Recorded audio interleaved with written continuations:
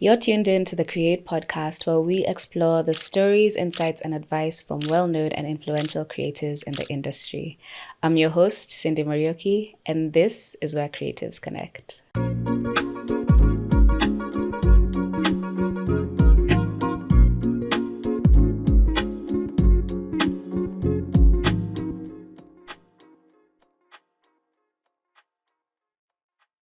Hi, Cris. Hi, Cindy. How are you? I'm good. How are you? I'm good. Thank you for coming onto the pod. We're really excited to have you here. Thanks for having me.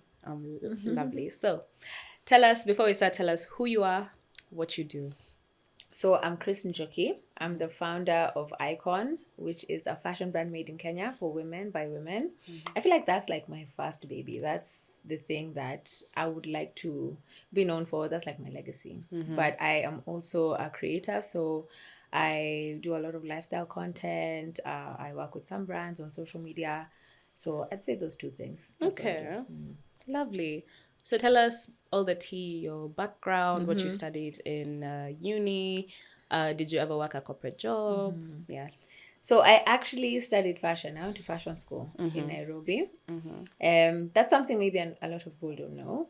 And I didn't know. I remember finishing high school. I didn't know what I wanted to do. I knew I had an interest in fashion. I used to love clothes. I found like a suitcase of my mom's old clothes, which I used to like tweak and, wear to church and have my own fashion shows and things like that. But it didn't seem like an option at the time. Because I was like, I don't know how many years, I'm not going to disclose my age here, but that was like a bunch of years ago. And at that time, that really wasn't an option. All my friends were going to med school, lawyers, whatever, stuff like that. And so I remember doing business school for I just did a stint for maybe about 5-6 months. Because my dad was like, okay, just go and then you'll figure it out when you're there. And it still was not, and I remember even at the time I had a sewing machine in my bedroom. So I still used to really have a huge interest in fashion. I'd get clothes from Gikomba, go and like adjust them. I just really, I loved it. Yeah. And so that's when my parents gave me the offer. They thought, okay, you really love clothes. Why don't you go and learn tailoring? At that time, there was no fashion school, guys. Yeah. So they're like, okay, go learn tailoring. Maybe you can go to the Polytechnic. Oh, okay. Yeah. Go to Polytechnic. There they have some tailoring courses. I was like, easy. And for me, it's something I enjoy. So I was like, okay, yeah, that sounds like fun. I went, and of course, maybe I didn't get what I needed there. But at the same time, I found another school, a fashion school, really old, called Evelyn's. And that's where I enrolled. And I did Evelyn's for about 1 semester before now the school I actually went to called Markansol opened up. Okay. So that one was new. Everything was fresh off the boat. Like, you go in and it felt like an actual fashion school. New machinery, all these fashion books. It was just like, for a creative, it was really just a pot of gold. Wow. And so that's why I ended up studying my design course. I was there for about 3.5 years. And after that is when now I got into business. I've never had a corporate job. Wow. So I finished school, and by the time I was finishing school, I'd already started a thrift business where I'd get clothes from Gikomba and then sell them on Facebook. So I started that maybe like 6 months before I finished school, and I just went on to do it for maybe another 1.5 years to save some money so I can start my brand. So no, I've never had a corporate job. The only semblance of a job I've had is like 1 month there was this pop-up store happening at a hotel, and I decided, or I said I was gonna go and help them with like, tending the store and like serving customers. But that was for 1 month and I hated it. And the minute I finished, I was like, I'm not doing that again. Wow. Yeah. This is so interesting. I think you're the first creative, okay, maybe not the first, but definitely, no, you're the first creative who said like your parents are the ones who advised you to do, the tailoring instead of them advising you to just stick with the business course and stuff. So that's amazing that you had that. Yeah, I know, it's a blessing. Honestly, to this day, I look at them and I'm just like, guys. Now, shout out to your parents. I know, they really were. Please, Mom, Dad, if you're watching this. Yeah, they were really supportive of you and we love that. Yeah, amazing. So now you said that you went to fashion school. Does that fashion school still exist till date? It does, yes. Okay. It's called Mackenzie School of Fashion. It still exists. I know a couple of people. In fact, I think just this week we were bringing on an intern onto IKOJN who's from Mackenzie. So yeah, they're still there. They're still there. Nice. I like how you've said that you had a passion and you just... I went for it. Like you said, this is it. It was plan A to Z. Like that was it. It was plan A, B, C, D. There's no plan. There's no other plan. This is the only plan. It better work. Yeah. It has to work. And now you've been in... How long has IKOJN been in business for? So we're turning 10 in May. Wow. Yeah, we're turning 10 in May. Saying it loudly is actually like...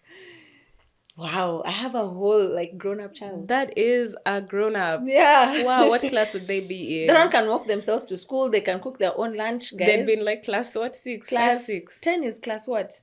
I think I don't know. 5, 6. Okay, I have no experience with children. Because I think class 8 is like what? 13? Yeah. No, we're not even in classes anymore, in grades. CBC curriculum, sorry.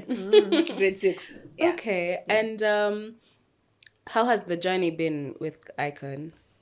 So it's been great. Like for me, I know because it's what I knew I was committing to, I'll take everything, the highs, the lows. Of course, it has its bumps and sometimes it's not exactly what you envision, but it's part of the process, you know? True. I really enjoy. I think for me, it's just being able to have an idea in my head and then just every day do small things to build it. And then you step back and you look and you're like, oh my God, who are all these people? Like sometimes I get to the office and I was like, who are all these people? And then it gets to 10 months and I'm like, oh my God, I need to pay all these people. But the journey has been nothing I've ever been through before. I feel like it's taught me so much, even about myself. It's taught me that I have no limits. The only limits I have are the ones I put on myself. Yeah. And it's taught me even just like a self-awareness, you know. I knew I was good with people and I knew I was good at sort of many different things. But then this like really pushed me. Yeah. IKOJN has really pushed me to a place where I'm just like, okay. I feel seasoned now. That's really cool. Yeah. For the people who don't know IKOJN, I want you first of all to spell it out. Yes. You know, you have to spell because it's not what people think. Yes. It's not how it sounds. Exactly. It's spelled differently. I wish I remembered something. But IKOJN is IKOJN. And it's really my name Njoki backwards. Okay. Yeah. So a lot of people will say IKOJN. All you guys are here. I see you. I'm one of them. IKOJN.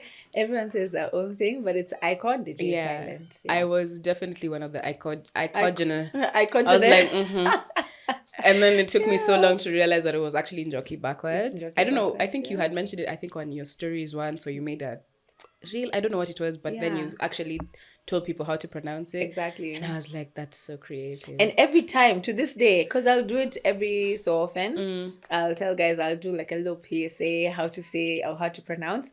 Every single time, it's like people are hearing for the first time in my DMs. Oh my God, I didn't know. Oh my God, I've been saying.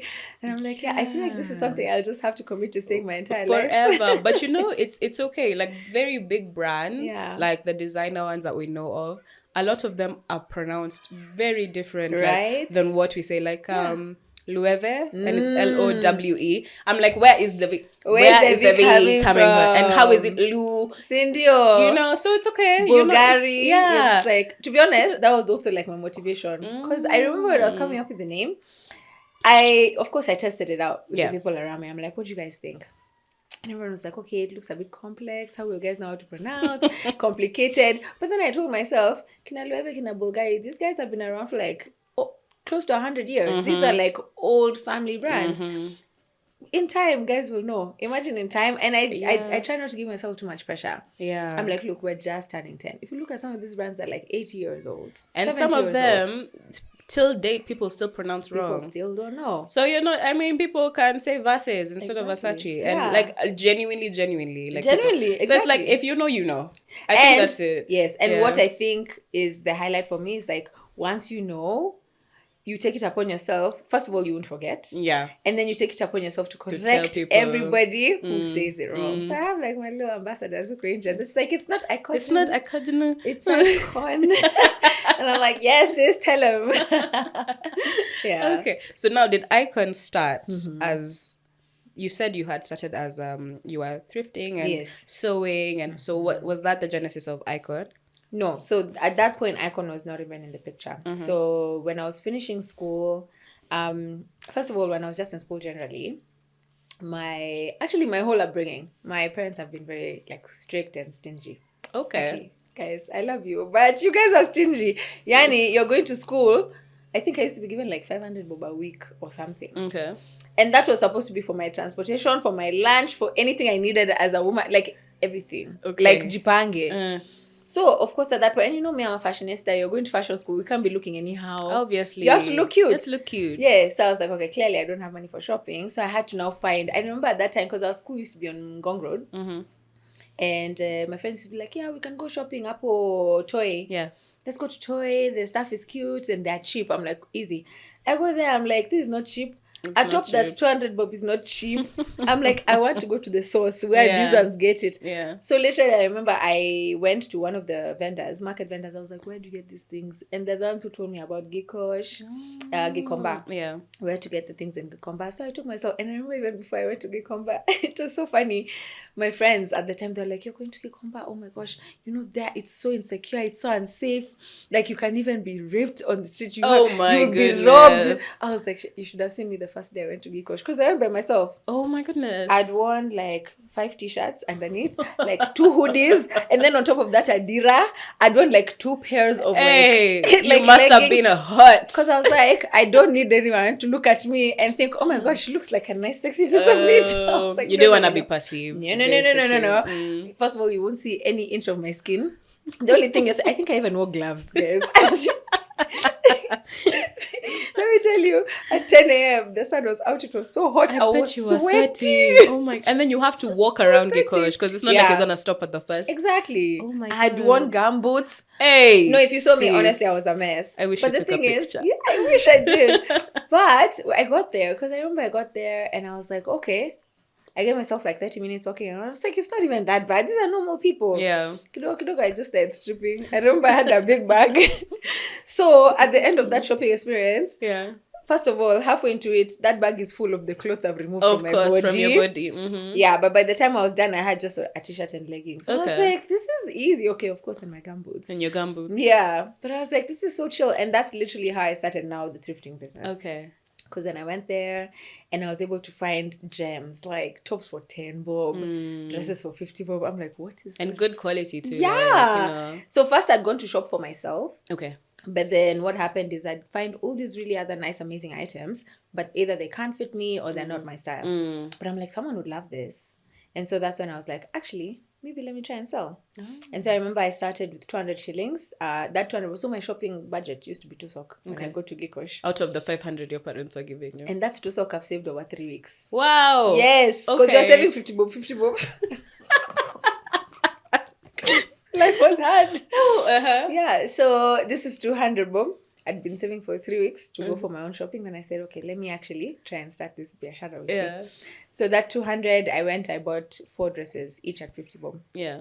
And then I went back home. I remember I borrowed my mom's camera. She had a camera at the time. And I took some pictures. So I wore them in my bedroom, took some pictures, and then just did like a quick edit. That was in I can't even, like, guys, that was like 15 years ago. Wow. Yeah. Okay. Like 13, I'd say 13, 15 years ago. Take some pictures, uploaded on my Facebook page. That time, of course, I mean, the only people on my Facebook are my friends and my family.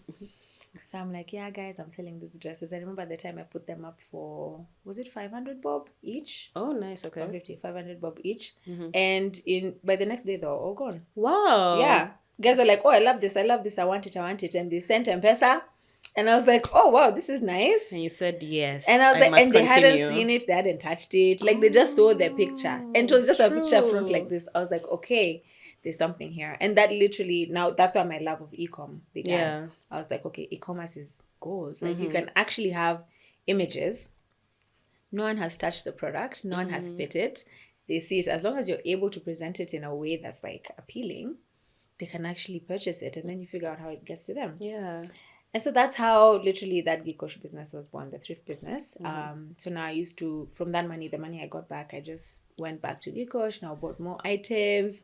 And I did that for about a year and a half because I remember starting out, I was like, okay, this is a great way to accumulate cash because I knew I still wanted to build my own brand. Okay. I wanted to build something where I was the creator. I was creating the designs, get our own customer. I really wanted a Kenyan brand because I felt we didn't have representation at the time. A lot of the designers around me I was seeing were either too expensive, very niche. They're targeting such a small slice of the pie of the market. And I'm like, okay, what happens to now people like us? Like, we also want to support local. We want to be able to wear something that's made locally. But then no one is attending to that market. And so that's what I set out to do. I said, I'm going to make sure I have a made in Kenya brand that is ready to wear and that's affordable. Lovely. And so I used my thrift business to save money for that. Okay. And so by the time I set my goal, I said, this is how much I need. And once I get there, I'll stop. And so I got to my target in about a year and a half and I just stopped and started IKOJN. Do you mind me asking what the target was? So I remember my target at the time it was ranging 1.2, 1.1, 1.2, 1.3 around there. And you made that through your thrift business? Through Thrift, guys. Through Thrift. Wow. And in fact, I did it in about 7 months because the first 6 months of me starting that business, I'd never seen that kind of money in my life. So you were eating good. Oh my God, I was eating. Me and my friends. I'm like, guys, don't even tap. Why is your hand in your pocket? I got you. You guys, we had such a ball. Yeah. I remember for 6 months, I did not save nothing. I just kept, it was a good time. But it was, at least you got there eventually. Eventually got there. So it got to a point I was like, okay, I can't do this forever. Yeah. I need to get a plan. Wow. So that's when I saved the money and then stopped it. And IKOJN was born. So tell me about the distribution of IKOJN. Where did it start? Yeah. It's actually an interesting story because, obviously with the other business, the thrifting business, I was really into selling on Facebook.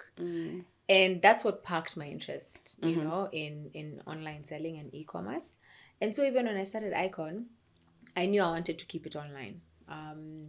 I think we started selling on Facebook as well, did Instagram, and then at that time I think Jumia was really popping, so we got a Jumia storefront, so we used to sell on Jumia as well. So with Jumia, the way it works is once you get an order, you have access to the back end. Once you get an order, you pack it, send it to Jumia, and then Jumia sends it to the customer. We did that for a bit. Of course, it had its ups and downs, and so I thought, okay, we need to have our own e-com platform, like our own website, everything.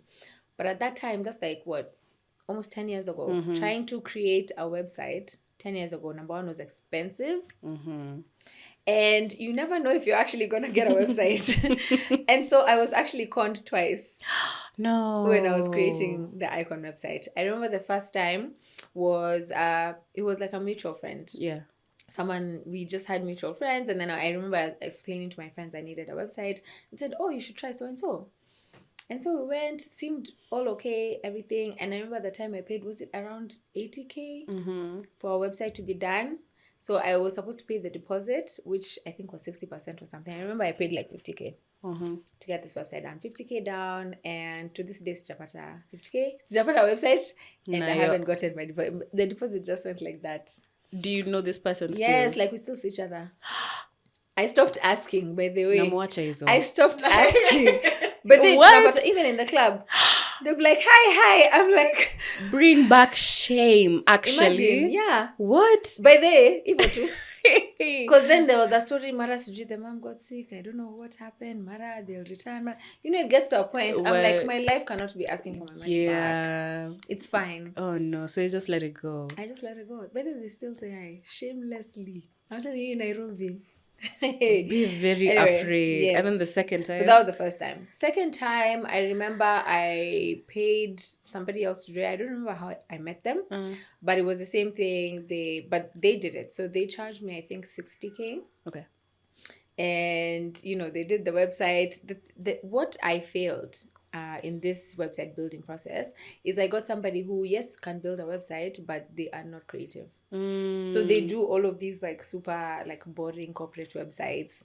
And so I wanted them to do a really high fashion website for me. And I remember I saw that website, I was like, yeah, you know, when you do the back and forth with somebody and then you get to a point you realize that's their limit. Yes. Actually, they can't go more than, actually you're asking something of them that they cannot deliver. Yeah, it doesn't exist.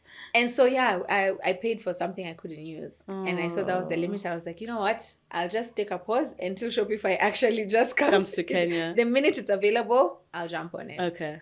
And so we took a break off of that website. That was like 100 and something K down the drain. Oof. I said, let's just take a break on this website thing. Let's use the other third-party platforms. So I remember there was Jumia. Was there another one we were using at the time? I think Jumia actually was the only one we used for a while. And then a lot of it was on Instagram, a lot of it was on Facebook. And then what we also did now is we started partnering with other brands, because then other brands started popping up. And we would get a space together and then be in that retail space. So we'd sort of like split the rent and then we're all in this space. So it wasn't as hectic for a new brand. So instead of paying the full rent, you're splitting it by around 10. You have a space there, you're able to supply it to your customers and all That's really smart as well, yeah. So we did that for a bit. And then I remember probably in 2019, 2018, 2019, there's a company that came. To be honest, I don't know. I think they found me. And they were saying how they want to do... At that time, still Shopify was not available in the region. So they wanted to now build a Shopify for Africa. Okay. So they were building a platform where Africans with businesses, you can have your own website. So just the way Shopify works, but now more suited for the African market. And I remember we did that with them. I think we launched the website, was it in 2020, I think? And it was okay, but there was still so many, there were very many elements that were missing. Okay. You know? And these are elements that I knew about because I used to do a lot of research. I'm a student of YouTube.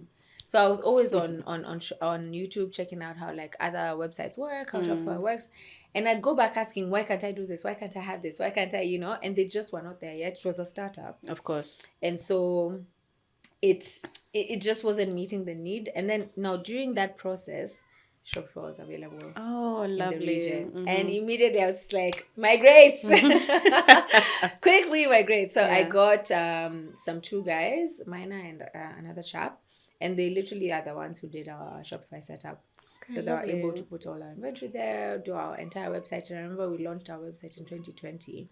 That was our first e-commerce, our own, you know, not third party, no nothing, our own website. And yeah, that's what we've been using until now. And it's amazing. That's great. Yeah, At least it was a process. Guys. Definitely.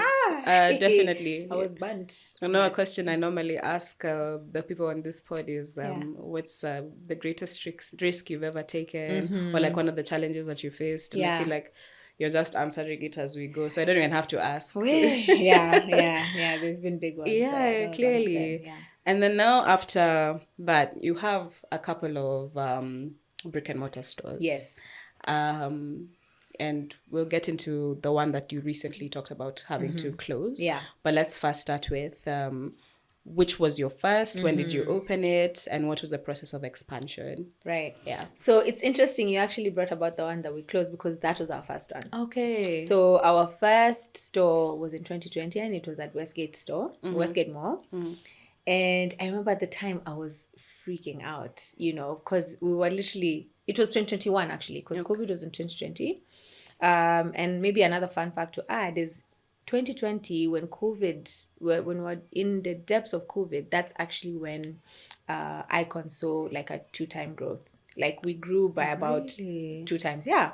And that's interesting because businesses were not particularly doing well. Exactly. And on top of that, people don't necessarily buy, because of cash flow limits, people don't buy things that are quote unquote luxurious, like new clothes. Guys are trying to hoard the money and everything. That's when we saw a growth jump in IKOJN in so 2020. Wow. But it's because even before that, we were really invested, or I really was invested in creating content for the brand. So in the years before, we were doing a lot of videos. Like we actually, before it was a thing, we used to try and do a lot of videos for IKOJN because I knew I'm trying to sell a product that you're not touching, you're not seeing, you're not trying on. I need to convince you on your screen that this product is exactly what you need. So we used to do a lot of those videos, a lot of imagery. I mean, we invested a lot doing content. And so when COVID began and everybody was stuck at home, that's the content that we're consuming. Lovely. We got so many followers. Our sales were through the roof. Like, it was crazy. I think if you even ask 50% of IKOJN customers right now, they'll probably all tell you that IKOJN was founded in 2020. Well, because that's when they discovered. Because that's when they found us. Yeah. So, okay, even before now, we move into now brick and mortar stores. Yeah. So is that where Cris Njoki, the content creator, came? Yes. So I would say around that time is when I was also getting my content, personal creator voice.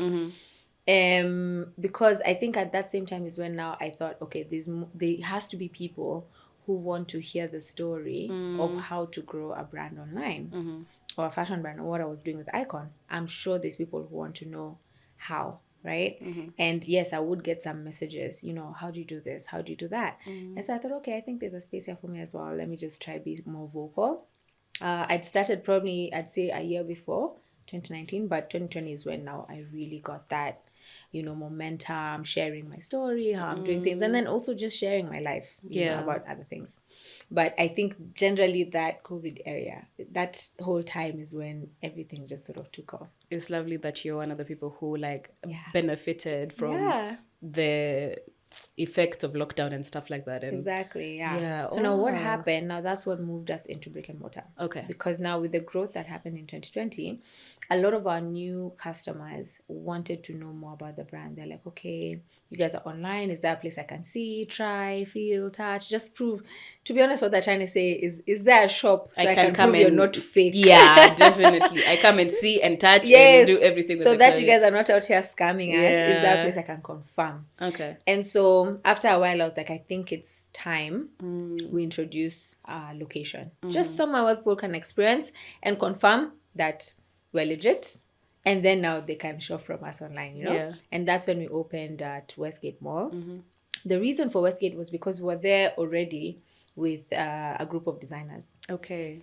We had been there, I think, 2019, the whole of 2019. So when COVID came about, a lot of the designers pulled out, and they said, we can't afford the rent anymore, all of that. Makes sense. And so we actually all pulled out. And then a couple of months later, I went back to Westgate. I'm like, I think I want to come back in, but by myself. And they're like, are you sure? I don't remember, the lady was like, are you sure? I was like, yeah, I'm sure. She was like, that doesn't sound like a good but business decision. Yeah, even at some point, I was like, yeah, am I sure?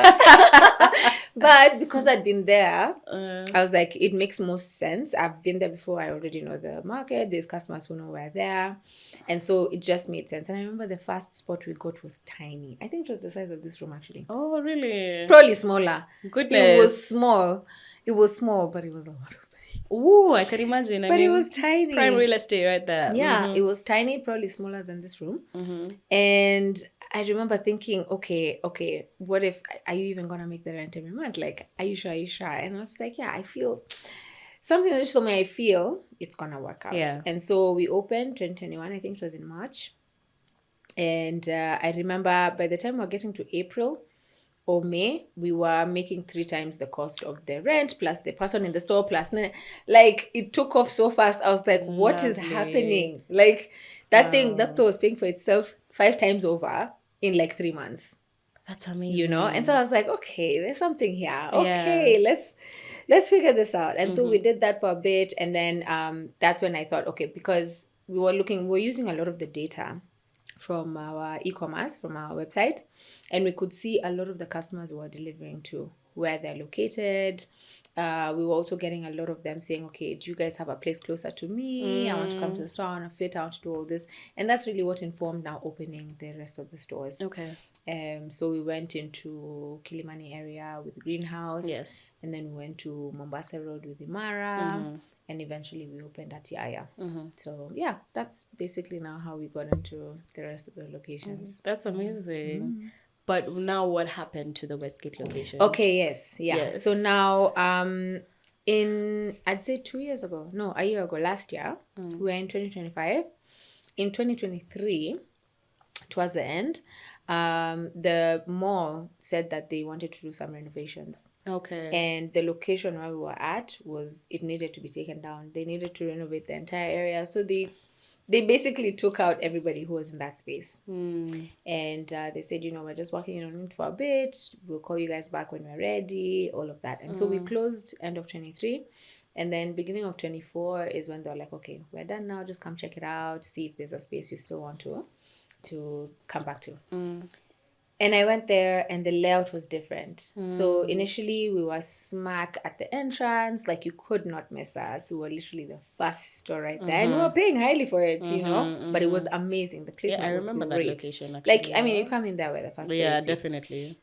So when I went the second time around and they'd done the reno, the spot they were giving us was like on the side and like behind a restaurant. And in my mind I thought, okay, initially, like already the visibility is not there, right? But I thought, okay, because we'd been away for I think 6-7 months when they were doing the renovation, and the entire time our customers were like, when are you guys coming back? Are you guys coming back? Are you guys coming back? So in my head I thought, even if visibility has been compromised, I feel like because we already have such a strong market there, the audience that they know we've been there, they know, then it shouldn't be a problem. They'll just come in and say, okay, instead of where we were, we just like here. Take to the left. And we tried so many things. We did like all these videos trying to show guys where we are, events, just to really like show guys we're still at the same place, but just in a different section. And I remember even when I was talking to the board, I was like, because they were not sure, they were like, you're not going back there. That's a bad location. It's not going to work. There's zero visibility. You're behind a restaurant. That doesn't make sense. And I was like, no, but Westgate is where I had that emotional connection because that was our first location. I'm like, guys, I think it can work. Just give me 6 months. And it's true. They gave me 6 months. And they're like, okay, do it for 6 months. And then we'll review, because numbers never lie. We'll review after 6 months. And if it's doing well or if it goes back to the way it was, then we can just continue. And we really tried our best in those 6 months. Like we threw everything we could at that location. But it just never got to where it was before, And even now when we look at all of the locations, by the time we were closing Westgate, it was the highest performing.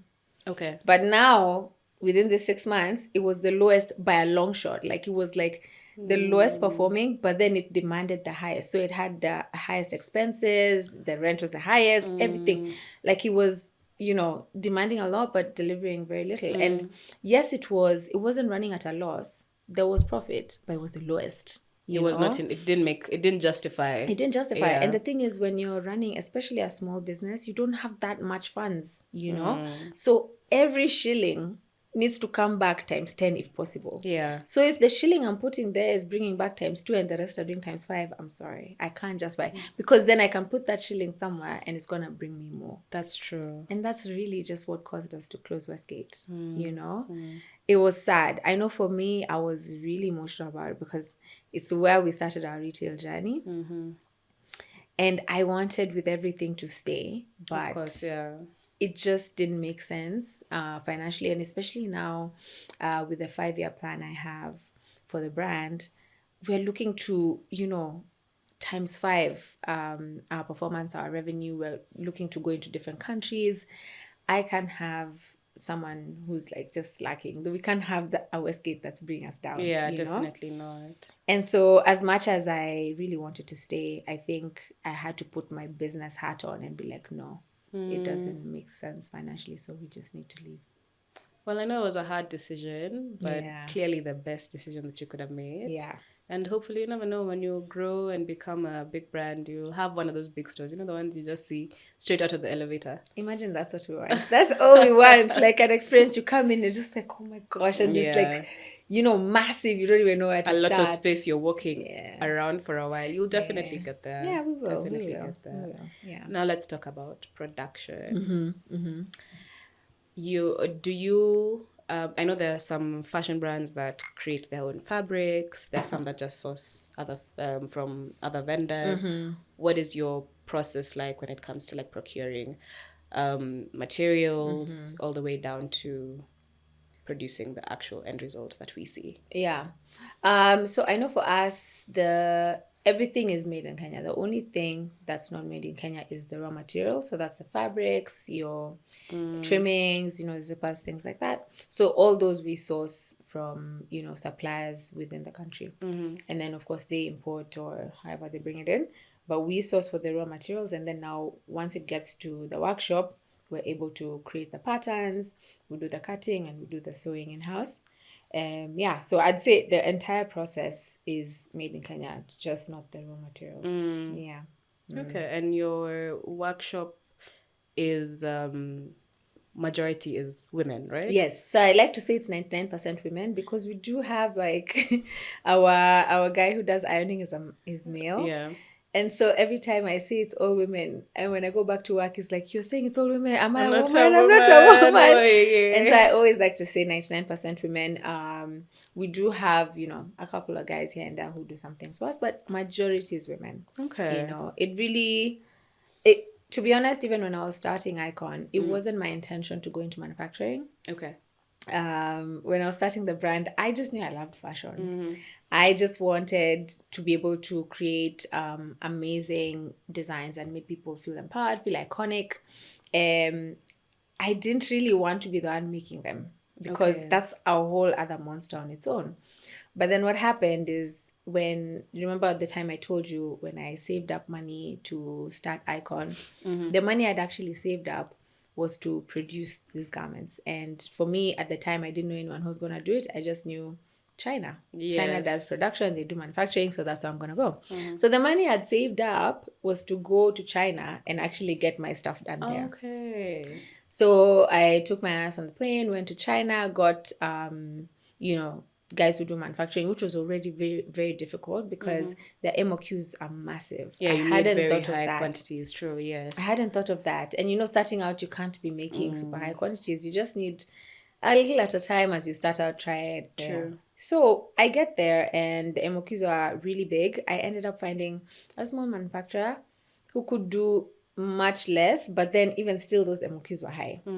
But I was like, I remember talking to my mom, we were talking on the phone when I was there, and she was like, no, also I was telling her how like I can't find anybody to produce, it's so hard. And she's like, no, you have to find something, you can't come back here with nothing. And so in my head I'm like, I can't come back with nothing, I have to find someone. And so I found a small manufacturer, and they agreed to make our stuff. And I remember I put my entire savings there. I paid the deposit. They said it's gonna be ready. I think it was 30 days, everything. So I came back to Nairobi. I was easy. I remember I had a plug, or there was a person I was communicating with in China who would go there periodically to check on the progress. Okay, nice. Make sure it's okay, like that. So I remember they finished the production, packed everything up. They said your items will actually now be leaving China to come to you, so you can finish the payment. I did that. They confirmed the numbers. Everything was good. I was so excited. So this stuff was coming, I think it was on a Saturday. Friday, I could not sleep, guys. So the stuff checks in now on Saturday, gets to Nairobi. I pick it up. Actually, they delivered it to me. And there were massive boxes, 2 massive, huge boxes, almost my height. And I was so, so excited. I remember opening up the box. And I took out one garment, took it out of its wrapper, and I looked at it, and it was nothing like what we had agreed when we were in China. The fabric was crap. It was such bad fabric. It felt like paper. It felt like polythene paper. Oh, no. The zipper was stuck, like it couldn't zip up correctly. The elastic was cheap. Like, because you see, I'm from fashion school, I know cheap stuff when I see it. Definitely. It was so bad, and I didn't even need to look at the rest. I just knew if the first one at the top, because usually they put the top the nice ones. The nicest. I knew if the top one is like this, I'm screwed. I'm telling you, I cried the whole weekend. I'm so sorry. All my money was gone. Everything. If you talk about what hurdles that was my hurdle. On the first, when I was starting the brand. That is a huge hurdle. I saw, if there's any time I would have quit, it was then. Oh my goodness. It was so terrible. I remember talking to my mom about it, and she said, look, I'm going to give you the weekend to cry. Just cry. Let it out. Ikutoke. After that, Monday, please, we go back to the drawing board. And that's what I did. Okay, but shout out to your mom for being that rock that you needed. Yeah. And so that's what I did. I just literally cried the entire weekend. And on Monday, I was like, okay, that's done. My money's gone. Okay, we need to start from scratch. And there were some few pieces of fabrics I'd gotten from my trip. I sat down, created a whole new collection, did it myself. From sketching to stitching to the photo shoots, everything. Sent out that lookbook to everyone I knew in the industry. You know, all of them replied with unfortunately. But then one person picked it up and they're like, oh, I really like this top. And they said they would want to feature it in their, they were doing a series, you know, where they were showcasing African fashion. They were saying, I'd love to showcase it. I was like, easy. I sent one piece to them. And they showcased it and they got back saying, I have 5 people who want this top. How much is it? I was like, easy. So we produced 5 of them, sent them. After that, she's like, I have 10 other people who want this top. And that's literally how IKOJN was born. Wow. Just from that. And we just started doing slowly, small batches. I got one seamstress and then we got another one. I trained them and then another one. And now we're almost 40. Literally, that's how we started. That's amazing. Yeah, so I didn't really want to get into production. But then, given what happened that time, I think, and that's how we ended up in there. I think it's the best thing that could have happened because, I mean, we need more made in Kenya and we need to support more made in Kenya things, especially fashion. Yes. And break the barrier of, you know, having it being very expensive and luxurious and have something that, you know, is for everyone. So I think, I mean, even if it was definitely the tough times were lasting there, I'm glad it happened because now we're in a good place. You know it? Yeah. It was a blessing in disguise. And I think that's where I really now also found my passion in empowering women. Okay. Because when I got my first seamstress, you know, because I was getting ladies who don't know. They don't know how to sew. They have no experience. They have no, you know, they have no skill really. But then they had the passion. So I would get them, train them, everything I knew in school. And then they would in turn train somebody else. Okay. Right?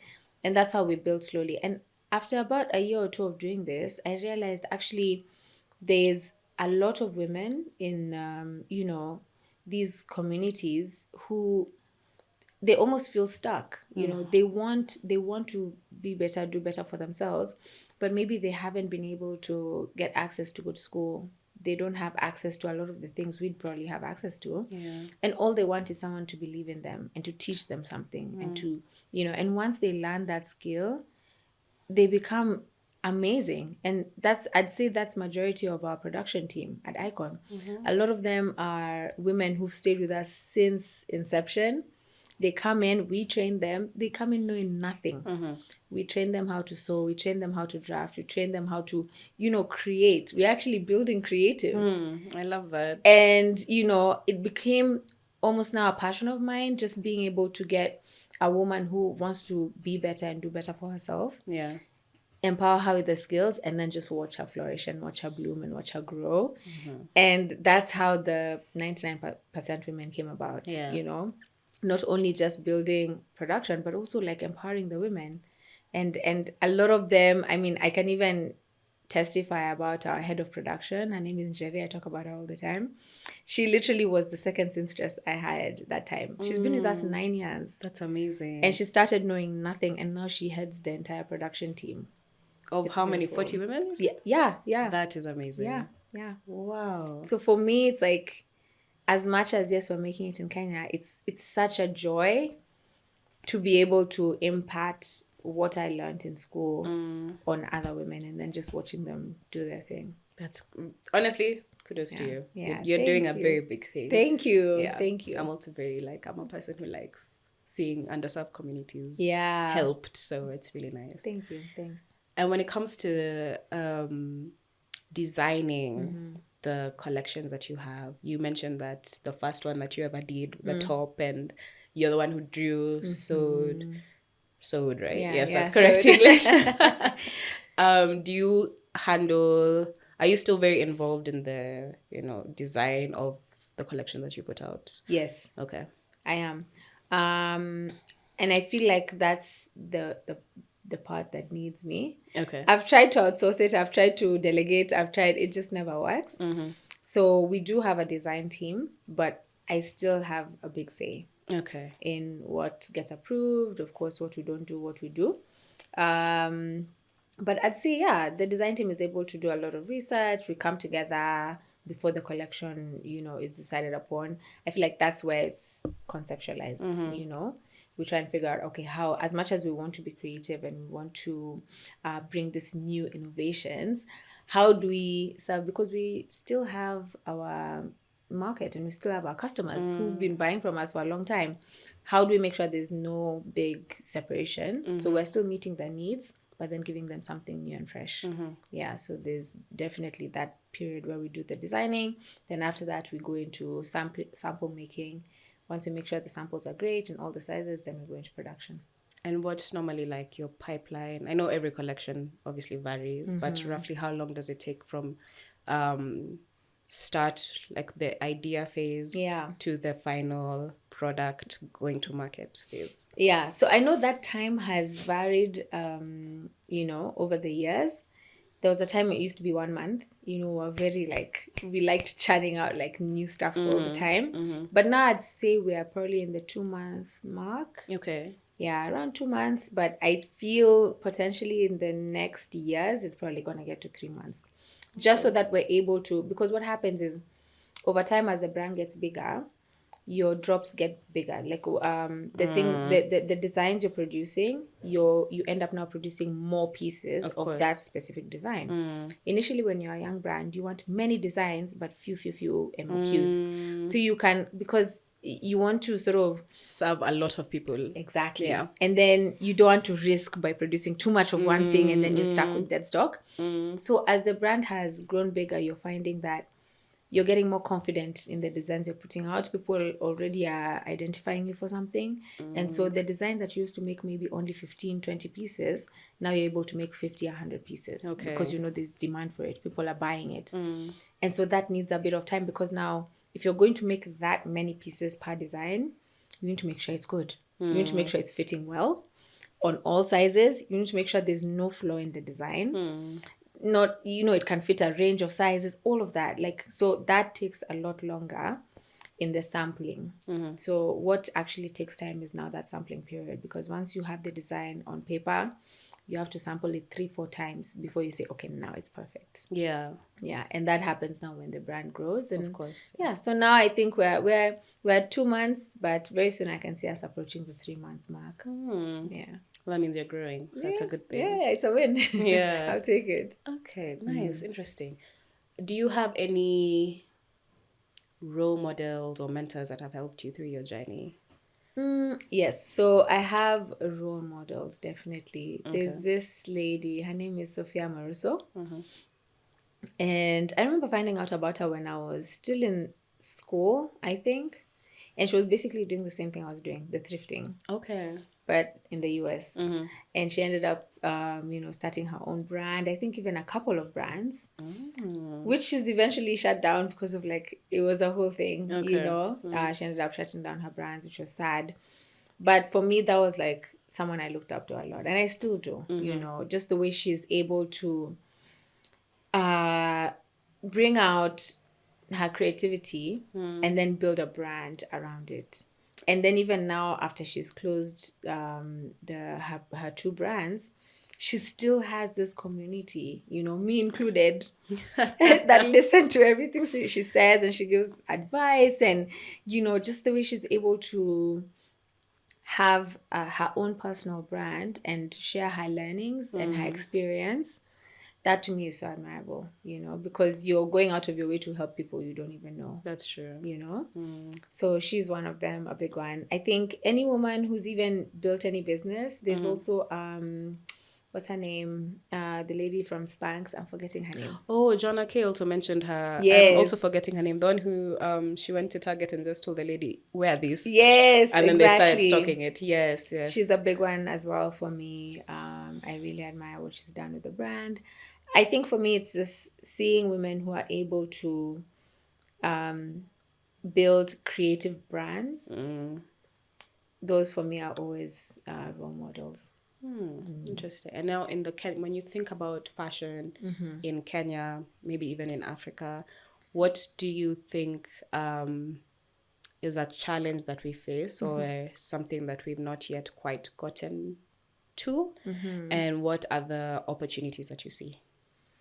In Africa, let me bring it home.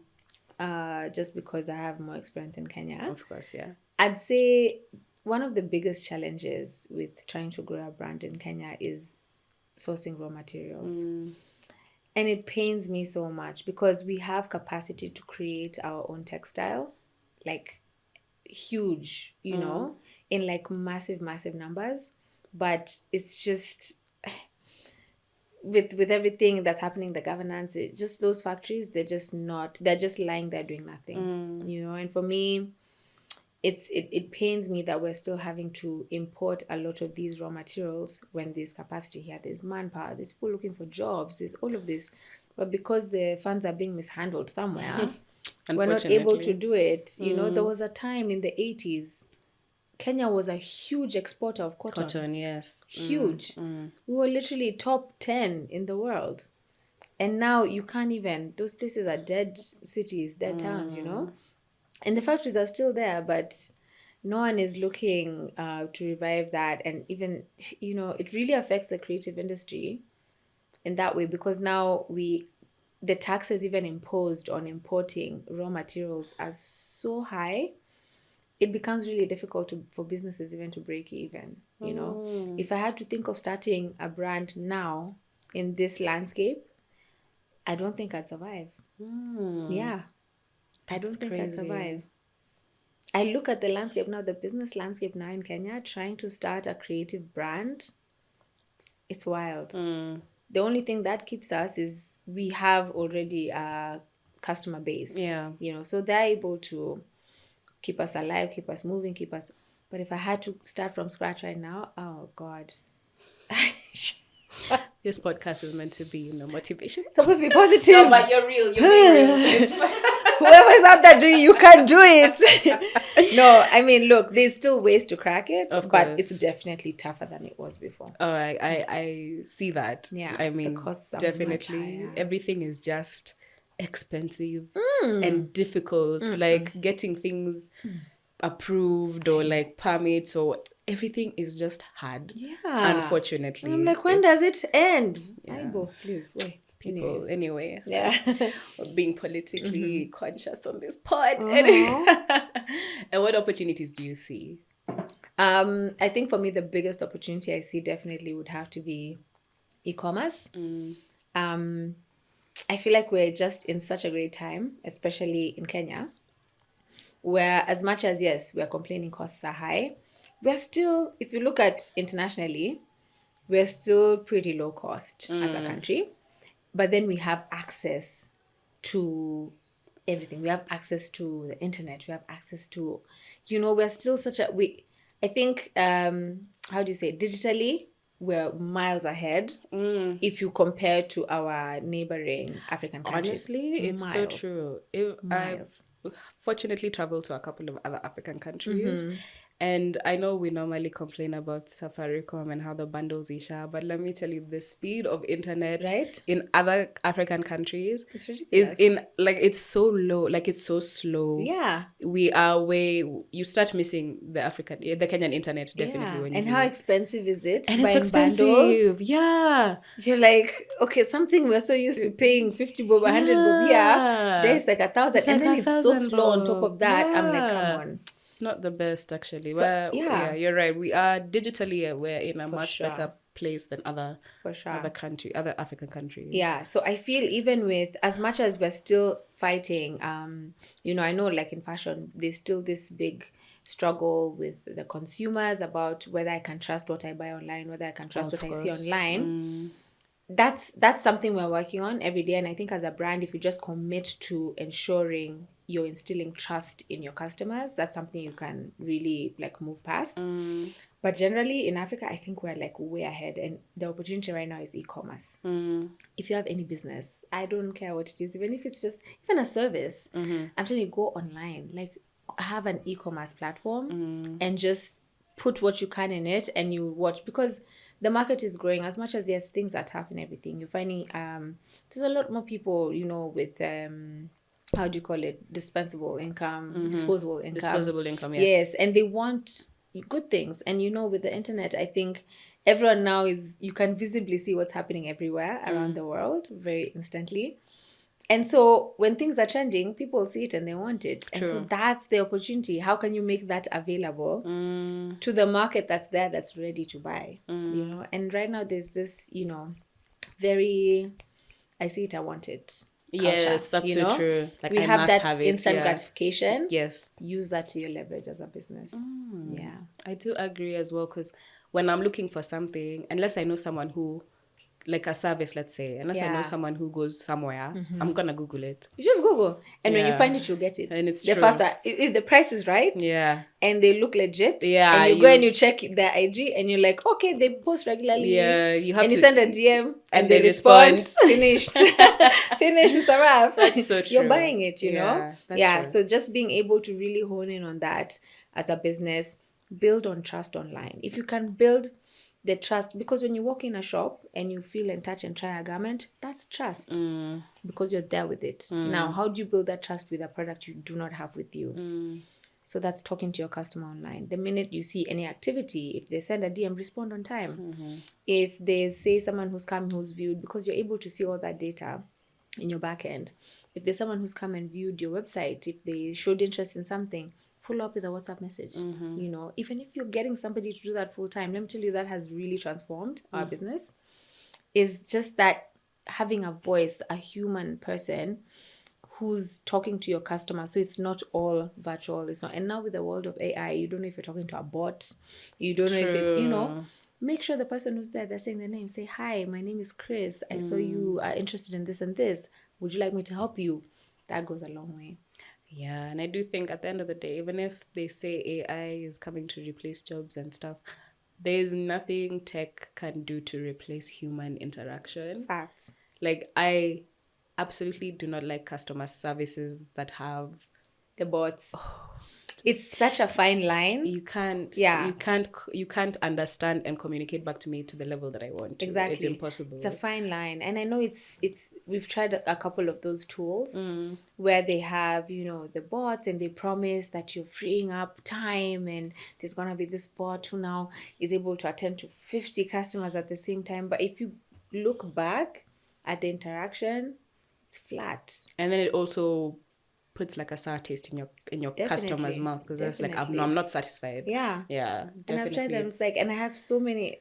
I could go on and on about that and how we've tried and I've been sold all these things, and I was like, it's just not the same. It's not the same. Yeah, it's not the same. Now, you had mentioned earlier that you are a student of YouTube. Are there any other resources that have helped you in your creative journey that you'd like to share? I mean, I don't know. Me, I always have an open YouTube tab on my computer. Always. Always. Like, I think the other one that's really come in clutch now is ChatGPT. That one is my advisor, my mentor, my therapist, my everything. That one is basically my COO at this point. Like, I was just there. Any question I have, I just go there quick, and I feel like that's a great way AI is coming to help business owners, true. Fair. How can you use it to, like, just leverage, do something more than your competition? So I'd say definitely YouTube, ChatGPT. Those are my homeboys. Great. Yeah. What do you think sets a successful creative from just like an ordinary, good, okay creative? I think for me it would have to be, how fast can you pivot? How fast can you change something that's not working? And even before we go into that, is how fast can you implement something? And then how fast can you change it if it's not working? Okay. Because being a good creative, yes, of course, there are some who guys will say, oh, you're more creative than somebody else, and so whatever. But being a creative, we're not born like great creatives. True. It's a muscle you build, okay? It's like anything else, like going to the gym. When you do something over and over and over again, you become more creative at it, right? And so, and this doing, not everything is going to work. Facts. So what's really, to me, sets a great creative from another is how many bad ideas can you have and how fast can you pivot from them to actually make them good, okay? And I think that's something I'm still learning every day, where it's like releasing yourself from the fear of trying. Okay, it's easier said than done. True. It's easier said than done, because even when I was starting IKOJN, I love to say that I used my thrift business to save money, but truly I was scared. I was scared to start IKOJN because I was like, it's what I've gone to school. It's what I've invested all my time in. When all my friends were going to school to be doctors, to be lawyers, I decided to go creative. So what if I start and no one likes it? What if I start my brand and it fails? What if I start and everyone is like, oh, you went to school for that? And that's what you came with, you know? Yeah. I was crippled with fear. But I used this excuse of thrifting to save money. So I don't start until I got to my target. And literally, even when I spoke to my parents, they were like, you have to stop. I was like, okay, now I have to stop. Okay, I have to stop. So I was really, really scared. But over time, even when I did that, so I stopped that, I went to IKOJN and I didn't fail. And I was like, okay. I kept building the confidence. I tried something else. I went and produced in China. I failed. I was like, at that point I could have stopped, but I was like, no, let me try this other thing. Pivot. Tried doing it myself, did my own collection, and I did not fail. I brought in a new seamstress, trained her. They trained another, and we did not fail. And you keep building this resilience, because then now what happens every time you try and you don't fail, you keep now building this muscle. It makes you more, how do you get the gusto. You're like, okay, I can do this. Yeah. Confidence. And even now, you know, I still have to keep telling myself, because there's now the decisions get bigger and more risky as you build the business. True. And now there's still days I have to tell myself, okay, you're not doing that and you're taking your time because you're scared. It's not because, oh, I'm just copying the market. You're not researching. There's always going to be an excuse, you know. There's always an excuse. Yeah. You know, I'm just checking. I'm just saying, you know, let me do a bit more research. There's no research, babe. Just that. You're just scared. You're just scared. Yeah. So I think for me, what really sets a great creative apart is how quick you're willing to try new things, regardless of whether you fail or fly, and then how quick you're able to pivot if you fail. Okay. I like that. Now we are almost at the end of our interview. Is there anything you'd like to add before we wrap it up? You've taken a lot of words from me. I don't know if I have any more to give. Okay, no, the last thing I'll ask you to give is advice to any creative who wants to maybe enter the fashion scene or has entered and just needs a little motivation. What advice would you give them? I think what I'd say right now, especially for the fashion scene, because I know it can get expensive and tricky, and it's a mess. Like I said, business right now is crazy. I think the easiest and fastest way for a beginner now is to attach themselves to an existing brand. Okay, that's not a bad thing. Attach yourself to a brand you look up to. Give yourself a year. Again, put a target. You don't want to go in there and get lost, but find a position in a brand that you admire. Go in there and learn the most you can, because you know you're not going to learn how to be in business in school. That's true. You're not going to learn how to grow a fashion brand in school. I'm sorry, I went to fashion school. It did not teach me anything about running the business I'm running right now. So find a brand you look up to, whether it's fashion or whatever. Attach yourself there, learn as much as you can. Try and get as close as you can to the founder so you can learn the intricacies of running a business, and then get out and start your own. That's what I'd say. Yeah. I like that advice. Yeah. It's very nice. Learn from somebody who's already doing it. Don't try and reinvent the wheel. Oh, yeah. Don't try and be like this, oh my God, my idea is going to be like... I feel like right now there's really nothing new under the sun. That's so true. So find somebody who's already doing it, and then just get all the information you can from there, and then now go and try it on your own. Yeah. That's good advice. Yeah. Well, that's thank what I'd say. you. Yeah, you're welcome. Thank you very much for this episode. It's been really lovely. We had some technical difficulties at some point, but KPLC. we pulled through. KPLC, I'm looking directly at you. Yeah. But yes, thank you so much, Cris. Thanks for having me. Before you go now, tell people where they can find you online. You and IKOJN. Yes. Yeah. Okay. Thanks for having me, Cindy. This has been great chat. So with my last breath and the last words left, my name is Cris Njoki. Again, you can find me on the platforms at Cris Njoki. Brand is IKOJN. You can find IKOJN on Instagram, IKOJN Live. Remember, IKOJN is IKOJN, guys, and the J is silent. So you can find us on the platforms as IKOJN Live. For the stores, we are at Yaya Center, Imara Mall, Greenhouse Mall. I was about to say Westgate, and I just remember we closed. And we are also online with our website, www.ikojn.com. Lovely. Everything will be linked in the description as well for people to go and click and see for themselves. Fantastic. That was Cris Njoki exclusively here on the Cre8 podcast. I hope you guys like this episode. Remember to comment, subscribe, share, and we'll see you in the next one. Yay. Bye. Bye. Thank you for tuning into this episode of the Cre8 podcast. If you enjoyed it as much as we did, be sure to hit the subscribe button so you never miss an update. Like, share, and comment below whose story you'd like to hear next. And in the meantime, you can vibe with us on all our social media platforms at the Cre8 pod. Be sure to also check out our merch by following the link in the description. Remember to stay creative, and I'll see you in the next one.